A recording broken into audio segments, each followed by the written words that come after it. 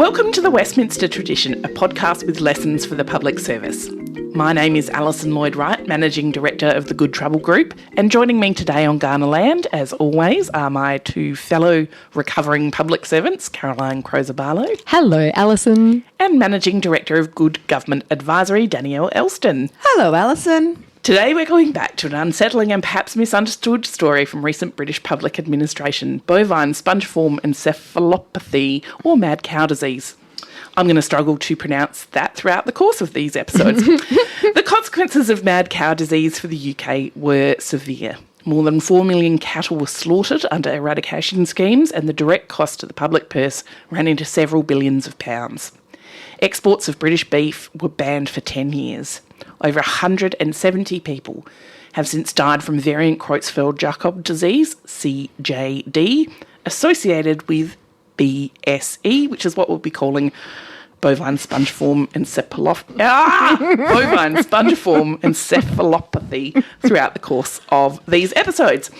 Politically, BSE became a symbol of government failure, feeding a narrative of secrecy, delay and mendacious politicians that still echoes through debates about risk and trust. Administratively, it's a case study in how governments handle long-term, low-probability, high-impact risks and what happens when reassurance outpaces certainty. Caroline, this is your rabbit hole. Take us down it. But mind you, before you get to do that, I'm just wondering if this was just all a wild trap to make Alison say really complicated scientific words in front of thousands of people. No, I can't. Oh, no. Do you know, it's actually harder trying to read it. Was on, yes. Yeah. Don't look at the word. Don't look at the word. I agree. Look, for me, I think there are a couple of things to think about. The most striking thing, having gone down this rabbit hole over the Christmas holidays, is that it really is a scandal without a clear crime. So people will remember the cows staggering. They might remember the minister forcing his 4-year-old to eat a burger, and the awful death of young people whose brains literally rotted. Yeah, I know. But the Phillips inquiry, which was a £30 million, 3-year-long inquiry that ran until 2000, found no kind of scandal at all, right? They said the decisions that were made along the way were largely led by the science. Things that went wrong with implementation were discovered and fixed, and they invested in the science to keep the state of knowledge growing. And as we look, I think we'll see that actually there was some pretty good and even brave public service pursuit of improving meat hygiene in the face of some very tricky Tory, dereg and anti-EU politics. So, look, and the other thing to say is, like, because of the crazy long incubation period of BSE and VCJD, it's pretty likely that most of the UK cases of people who got VCJD were acquired before anyone even knew about the cow version, let alone anyone knew it could transmit to humans. So anyway, so at this point, I just want to give you, Alison, a particular piece of reassurance. I don't think this part of the story is going to feel COVID relevant. Great. There are going to be bits that feel COVID relevant in episode 3. That's right. Look, do you see how I'm trigger warning early? Breadcrumbing. Yeah, that's right. Love this. But one of the things I really want both of you to think about as we go through is, do you agree with my assessment that on the whole it was pretty good public servicing? Yeah. And so that's, like, I think the kind of core question. And then if you do, what does it mean if it's pretty good public servicing and still you fundamentally undermine the public's faith in government in doing that, like, which is kind of one of the things I've been turning over in my head. Something I've been turning over in a similar vein is, what does the public expect? And can we deliver that? And in these kind of scientific, emerging, blah, blah, blah. And if we can't, how are we talking about it? And has it changed? What the public expects changed? Like, is one of the questions I'm for me, about. this is yet, like, I would say the first was probably thalidomide. Yeah. Yep. Yeah. Like, we have had a whole bunch of regulatory failures, and this one crushes agriculture and health. Yeah. And some of them have had really long tails on them. Again, thalidomide, you know, the Germany pulled it off the shelves 8 yees before the UK did, but didn't tell anyone why. Yeah. Like, there's all these kind of... So classic, yeah. And it took ages. It was like, these lots of babies being born with various kind of limb deformities and bits and pieces. So I think it feels to me like it also fits into a certain bucket of scandals or of problems that government has faced and always found itself with people thinking it didn't do it right, and sometimes with me struggling to figure out what else could you do. Yeah, definitely. And it's definitely, it hasn't really gone away, has it? No, I mean, in North America, there's that related disease, that chronic wasting disease that's spreading in deer and elk. And scientists don't really understand how it's moving between species and persists in the environment. I mean, I think zoonautical went from like 10 nerds knowing what it meant in COVID to, you know, every resident epidemiologist knowing what it meant. And these issues and it becoming even more politically charged, and it becomes geopolitically charged. Did you let your zoonotic thing escape the reservation, out of your reservation? Not in just in public health agencies, but that major platforms, Joe Rogan, the internet in general, where that mistrust of official advice has. When I think this story starts in the 80s, and I think about no social media, getting your evening news, a paper that's printed once a day, and then it finishes now, or it doesn't finish now. The public part of it has wildly changed through the BSE kind of timeline. Absolutely. So governments are always being asked to act on these incomplete. I mean, you know, in South Australia, the algal bloom has come to me as all I the was time. going through my notes diligently, I swear. I was thinking, same with the algal bloom. You don't really know what you're looking at. It's first in the world, first time, et cetera, et cetera, et cetera. So this is, I think, much more relevant than I necessarily had thought of when you first suggested it as a topic. So I don't know much about it. Okay, all right. Look, I remember piles of cattle being burnt. That's my enduring memory. I wonder, actually, you might be remembering Foot and Mouth. I might be remembering Foot and Mouth, which was the full herd slaughters. Look, okay. Don't you remember the episode of The West Wing when they think they've got it in the US? No. Not everyone has the like. She's giving us a look here, listeners.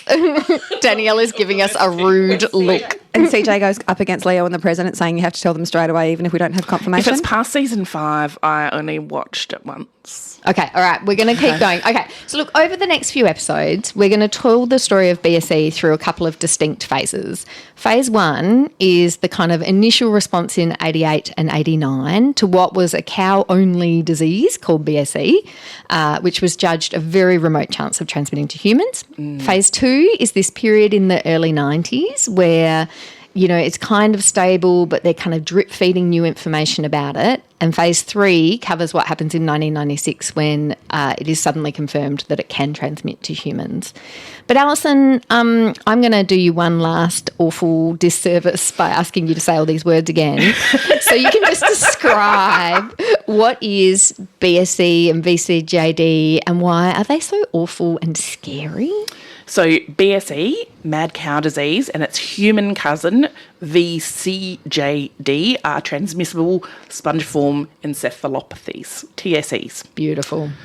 Most scientists think that TSEs are caused by prions, which are normal proteins in the brain and nervous system that can misfold into a toxic shape. Prions act like a chain reaction, forcing other healthy proteins to misfold too, slowly punching holes in the brain tissue until the victim loses coordination, cognition, and eventually their life, with no cure. The misfolded proteins usually appear in someone just because, a random mutation that occurs in about 1 to 2 people in every million, usually later in life, sometimes with a bit of family history behind it. Or someone might get prions through the food chain by eating the brain, spinal cord or nervous tissue from something infected with TSE. Yeah, you might remember there's like an awful case of the decimation of a tribe in Papua New Guinea by Kuru, which was a transmissible spongiform encephalopathy. And it happened because someone in the tribe got the kind of spontaneous version and then they had a kind of ritual cannibalism associated with the funeral rites and everyone in the tribe ended up getting it. So that was pretty awful. Yeah. Yeah. And similarly, people can get TSEs, so transmissible spongiform encephalopathies, through contaminated medical products, blood and surgical tools. Yeah, there's another one of these awful stories about children in receipt of human growth hormone before they made it synthetic, where the kids got CJD because the growth hormone came from someone whose pituitary glands were infected. who had it. Yeah. How awful. Yeah. But because prions are not viruses or bacteria, they're just proteins, your immune system ignores them, and heat, chemicals and radiation often can't destroy them. They can incubate silently for years or even decades. That combination of invisibility, delay and resistance to normal sterilisation makes TSEs uniquely hard to understand, to predict and to control. Yeah, so it's totally grim. And in fact, there's still lots we don't know about them, which we will return to in our 4th episode. But look, I wanted to start in 1987 when cattle farmers in the UK start seeing individual cows in their herd behaving kind of spooky, by which I now understand they mean that they spooked easily, not that they were like, ooh. That's totally where I went, to be fair. Right. Never read the cows. word spooky so much in official documentation. Anyway, there's a bit of a backstory here about how resistant the UK State Veterinary Service was to the news that there was a new weird cattle disease, which you can listen to on a brilliant BBC pod called The Cows Are Mad, which is awesome. Yeah, it's really good, right? And 15-minute episodes, so just perfection. Anyway. Oh, they meet the Caroline test. They do. Anyway, I want to pick up this story at the point in which the Ministry of Agriculture, Fisheries and Food, MAF, gets mobilised, which is at the end of 1988. So they work out there's this disease and they think there's 2 things we've got to do. We've got to stop the spread of the disease in the UK cattle herd. So that makes sense. You know, there's 12 million animals, 120,000 farms. It's big business. They're a part of the EU Common Agricultural Policy. Yeah. So, you know. Which becomes a big thing, right? Such a big thing. Yeah. And so the biosecurity has to be right if you want to export. So that's like important. They've got to stop the disease. And then they also want to make sure that humans are safe if there is to Daniel. Say Zoonotic. Zoonotic. And look, so MAF do some good epidemiological work. They work out the source of the infection is this thing called meat and bone meal, a protein-rich animal feed made by rendering the remains of slaughtered animals into powder. Ooh, Yes. As a not vegetarian, but someone who doesn't, As a near vegetarian. as a reasonably near vegetarian, thanks. This all gets pretty gnarly from here on in, and so if you need to skip forward, some people go If your you're hardest. eating your lunch, maybe listen later. Look, we haven't got to mechanically recovered meat yet, so let's get there. Anyway, what's happened is that at some point, and this is what the inquiry thinks happened, is at some point one of the cows got the spontaneous form and then their kind of tissue was recycled as MBM to the whole herd and then eventually they all got it. Now, look, I do just want to say at this point, there's a fair amount of kind of commentary of, well, it's clear that cow cannibalism was a bad idea and, like, of course, this is what's going to happen. Like, everyone did this kind of cow cannibalism since World War II. Like, Australia only banned it in 1996 in response to this. So there was something very unlucky about this happening, I think guess. people don't know much about their food chain. And the And they things you prefer don't know. not to know. And then you have something like this where everyone wants to know exactly where the cow that's inside their burger might have come from and what it experienced. And when you find that out, you're like, I can't believe that's legal. I am only eating radishes. Yes. Yeah. So, look, MAF do stuff to make the disease stop spreading in the herd. They make it notifiable. They set up a compensation scheme for destruction and they stop that MBM, meat and bone meal, from being used to feed cows and sheep. This is called the ruminant feed ban and we'll hear about it a bit. In relation to Because they're ruminant animals. ruminant, because they go snuffle on the ground. In relation to impacts on human health, they asked the Department of Health what to do, and he recommends the establishment of the Southwood Committee to provide advice. And I love that my notes simply say independent committee, very expert and senior men, lots of sirs. Anyway, I think it perfectly captures Big posh men. very posh, so posh. Anyway, so they determined that the risk of transmission to humans is really remote because there's actually something called scrapie, which is a sheep form of this, and it's been around for hundreds of years and no one's got it. It's not gotten wrong. Totally fine. But they do sort of say, look, you shouldn't use the bits of offal, which is like the internal organy bits, that we know in scrapie hold a lot of the kind of disease. So you shouldn't, it comes to be known as specified bovine offal, SBO, which we will say so we don't have to keep saying the word awful. Anyway, you shouldn't use that in baby food, just to be like extra careful. They also recommend a pretty significant program of research to understand what's going on. And government takes all those recommendations and it agrees.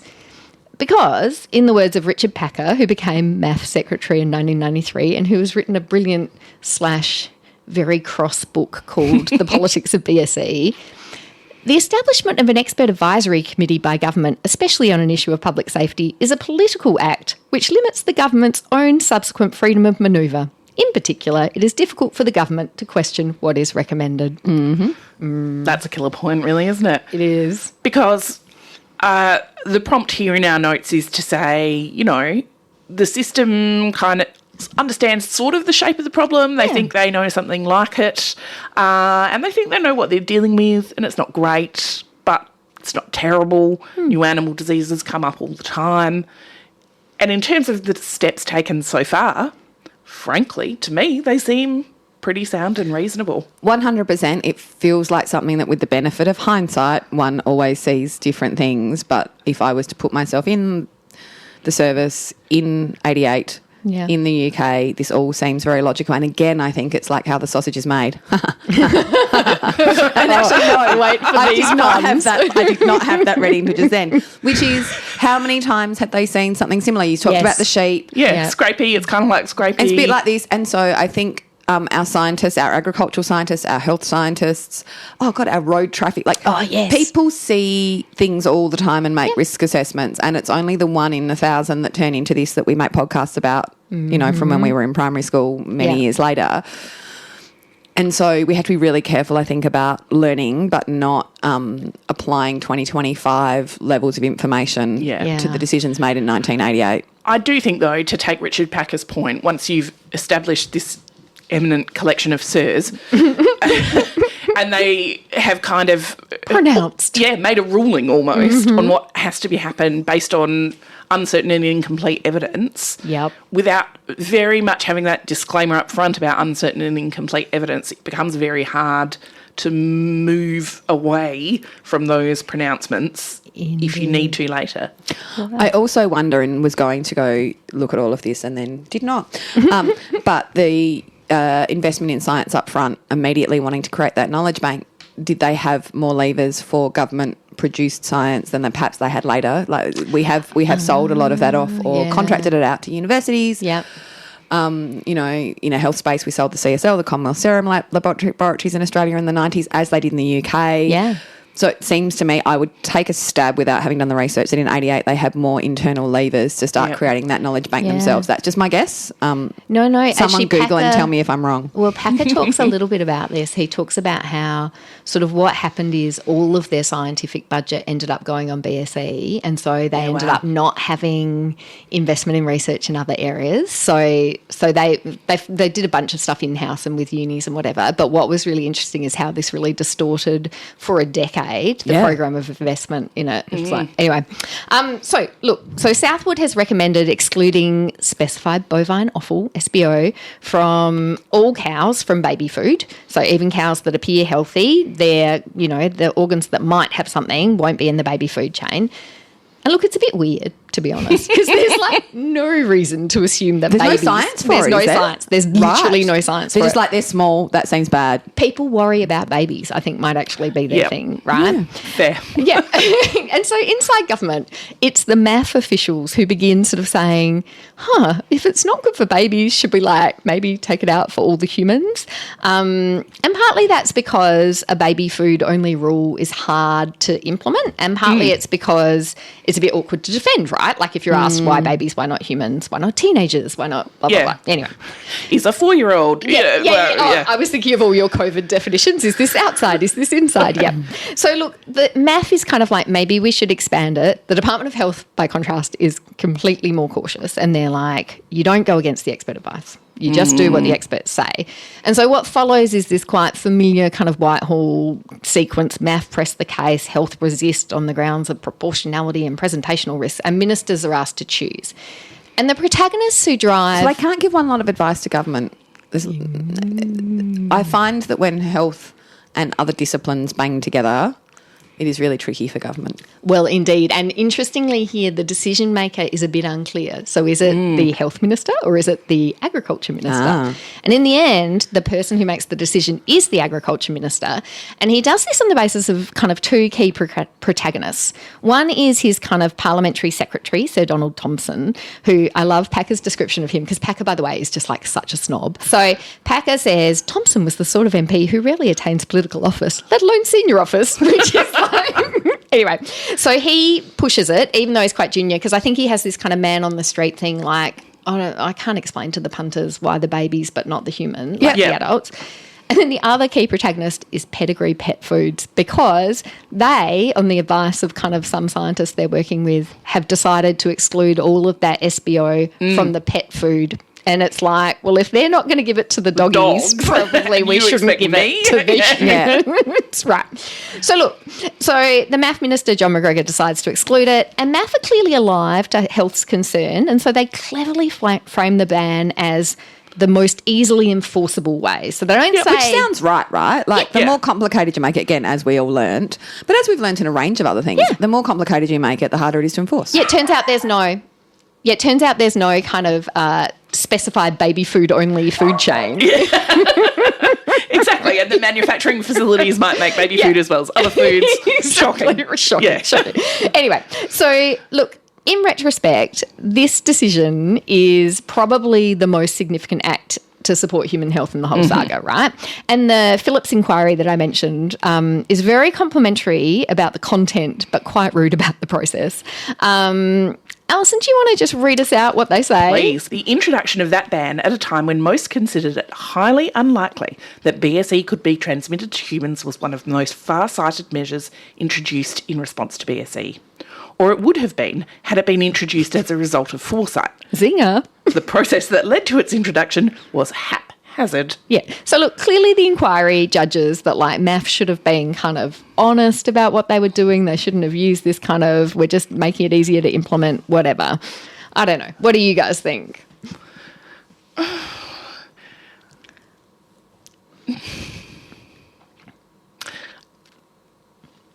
I'm still surprised that health was more conservative. Interesting. And in what sounds like a bit unscientific, but we always know that, I mean, that may be one of their arguments, was we always know that babies are less responsive, they're less immune, they're lots of things. But I'm still, in my head, the way it would work in a public sector sense is for instance, your stakeholders in agriculture would presumably have huge economic drivers, huge pressure to make sure that you don't kind of give bad brands to, remember needles in strawberries? Don't unrestrict. Remember needles in strawberries? Don't restrict unnecessarily. Right, all of that stuff. You're impacting people's consumer behaviour, not just their behaviour. It's also their money. Purchasing. They're purchasing. So I'm still kind of grappling with the idea of who was prosecuting what argument at this point. See, I'm really captured by the idea that it is actually the most efficient way. Yeah, that's true, actually. To do it.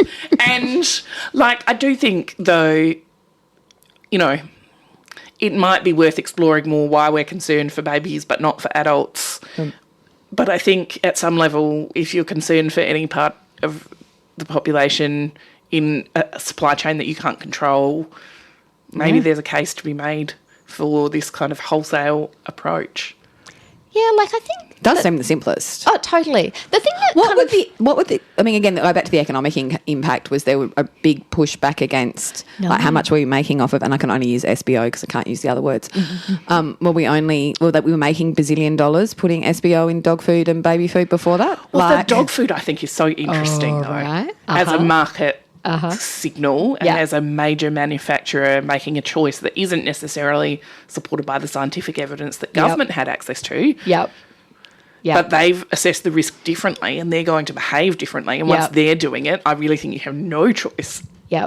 I think that too. Once Pedigree Pet Foods have made their decision, you were... I mean, it's always a problem for governments when the private sector make stricter regulatory decisions than governments are making. Yes. Yeah, and we're going to see more of this in the kind of crisis response. There's something about that interplay between what the retailers think is saleable and what politicians think they can use legal power for and how those two things interact. It's super fascinating. Yeah. Anyway, he makes the decision. It's a good decision. It's hard to defend going further than the advice you've got, This is though. right. And, again, I know we're not doing COVID, but the whatever piece of legislation gives you the authority to act in this way may not give you the authority to act beyond the risk identified by the scientific advice. Yeah. And depending on who the decision maker is and what the Act says, I think there are plenty of circumstances where the decision maker cannot have gone further than the advice that they had. But there has to be someone who objects to it. Well, and this was actually one of the things they were... this was one of the things they were worried about, because there's a question about who bears the cost, right? Yeah. So if the cost is just we're trying to stop transmission of BSE amongst the herd, then the cost is borne by the industry in their world, right? Because it's like an industry problem. But if the cost is there because we're trying to protect human health, then government is on the hook for bearing some of the cost. Yeah. And so part of this became... I didn't go into this rabbit hole, but part of this became a bit of an internal tussle with Treasury and Health and agriculture, because it's who's going to pay becomes a part of the question, right? Yes. Yeah. I know, it's fascinating. Anyway, sorry. Yeah, we'll move on. Reached 1990, and the government has a suite of things in place to control BSE in British herds, as well as this kind of this way of managing the remote risk that maybe it can jump the species barrier to human. And presumably they're worried about it. I mean, they say it's a remote risk, so it's not like they've just assumed it. They're looking at it. That's right. So they've put in place a research program to learn more about what it means, but that research program is going to take 5 years, right? Because it literally just takes that long. And look, up until this point, the media coverage is reasonably balanced and reassured. I found an academic article that takes me through this, which we'll put in the show notes. But as he says, at this point, they use the words mad cow disease in scare quotes. Yeah. Those scare quotes don't last very long. No. I mean, the minute you say that, once you give something a brand like that. A shiny name.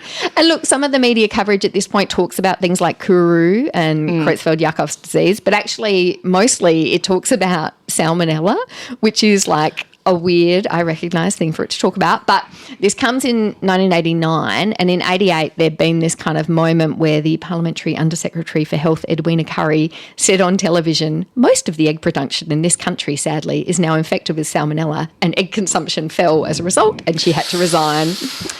So... Again, can I also just say that the public... Yeah. You're well outside your level of being able to interpret this information. So the politicians have a massive job here. Uh-huh. Because, it's a bit like, what's a carcinogen? Well, I've just had 5 of them this morning. Water's a goddamn, coffee. Definitely that croissant is a carcinogen, by the way. No way that many pistachios is good for you. And so you can't give politicians scientific information if you haven't, they actually need a lot more information. But also there is no balance between overreact and underreact. Nah. Right? They overlap. Yes. Oh my God, you've just captured pretty much the whole series in a sentence, right? It's like what is that wild ride? I have an amazing visual of it from COVID that I'll give you. Oh, brilliant. We'll pop it on our show notes. Excellent. Because, I think it's a lot to ask of generalist elected officials and occasionally generalist senior public servants. Every now and then it is vitally important you have a whole skill set you didn't need yesterday and now you immediately require it and have to be some of the best people in the world at it. Yeah. And so, it's what are they hearing, but also how much do they understand and whose information are they trusting? And also, there's that live feedback, right? At this point, we don't have people. Yeah. Yeah. True. There's no one sick with it, but just some cows. Just some cows, and we've got it under control. It feels controlled. It feels like we found the source. It's not... Yeah, it feels like we're eradicating at a herd level, and we've gone a bit further than that. Yeah, we've even been a bit more preventative. To stop it coming into humans. If you look at it in the context of where we're at in 1990, we are 10-ish years from the beginning of HIV, which took us 6 years to discover the cause of. Lots of gay man's cancer. No, it's this. No, it's that. No, it comes from here. No, it goes from there. Some pretty wild kind of weird things. And so it's kind of swimming in this soup and would seem much smaller in its impact than that. And I don't know, I think it's a time, I always consider this kind of 80s period as the time at which public health, so we had the Second World War, we had vaccines, Yep. everyone trusted 100%. government. We kind of were on this one-way street to improved health outcomes. Yeah. And then HIV kicks off this whole period of time that I think we are really swimming in the soup of now, which is, wow, there is scary stuff that's still being invented and developed, and government doesn't know what to do about it. Therefore, government and scientists are wrong and stupid. So I think they're swimming in a bit of soup already, which is, this seems small compared to some other serious risks. Again, you know, you're not that far out of thalidomide. That goes to where I was going to go, which is I'm not sure you could get the authorising environment, whether that's internal in cabinet or external in the public, to go further than this at this point in time. Yeah. Yeah. I think that's right. And I you think would that's the struggle salmonella lesson. to get the buy-in that more was needed than this from decision makers, but also from the public. Yeah. Like, it's great what we know now, but they didn't, with what they appear to have in front of them. Yeah. Yeah. I really agree. So now we're at 1990, 3 years after BSE is identified in the herd, and government thinks it's got a process to understand and respond to the risk. It's acted and feels like it can justify its confidence. And I think we're all there too. Yeah. On these facts at this point in time. I mean, we do know, like, the spoiler alert's coming forward, so I'm like, yeah. But the question the system hasn't asked yet is whether the controls it's designed actually work in the real world. And that's what we're going to cover in our next episode. Before we go, our mug winner for this episode is Steve Boxwell, who wrote to us about his fascinating PhD on a theological ethic of public service, which uses robo-debt as the primary case study. And if you too would like to be the envy of your tea room and win a Westminster Tradition mug, we just love all forms of interaction. Chat with us on LinkedIn, in our inbox, and tell your friends. Till next time. That the public will not forgive a president who withheld information that could have helped them or saved lives. Second, in a crisis, people need to feel like soldiers, not victims. Third, information breeds confidence. Silence breeds fear. That's my argument. Just some appropriately bureaucratic disclaimers. While we've tried to be as thorough in our research as busy full-time jobs and lives allow, we definitely don't guarantee that we've got all the details right. Please feel free to email us corrections, episode suggestions or anything else at thewestminstertraditionpod@gmail.com. Thanks to Pampot Audio for our intro and outro music. Till next time.